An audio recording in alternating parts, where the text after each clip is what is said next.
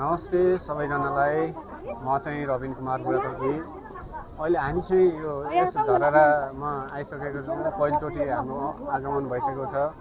सबैजनाहरू आउनु भएको रहेछ। सबैजना एकदमै खुसी लागिरहेछ। सबैजना हेर्न आउँदो रहेछ। अनि कस्तो लागिरहेछ आन्टी हजुरलाई चाहिँ? एकदम सही, राम्रो लागिरहेको छ। पहिलोचोटि आउनु भएको? हामी धनकुटाबाट आएको। धनकुटादेखि पहिलोचोटि आएको? हजुर पनि? हजुरको शुभ नाम? मेरो माया लिम्बू। माया लिम्बू। हजुरको नि आन्टी? दिलकुमारी लिम्बू। ए खुसी लागेको छ धरहरा आउनु पाउँदा।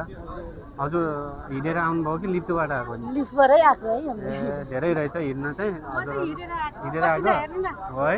एकदम गाह्रो गाह्रो हुँदो रहेछ है पहिलोचोटि आउँदाखेरि। ए अनि बाजे हजुरको नाम?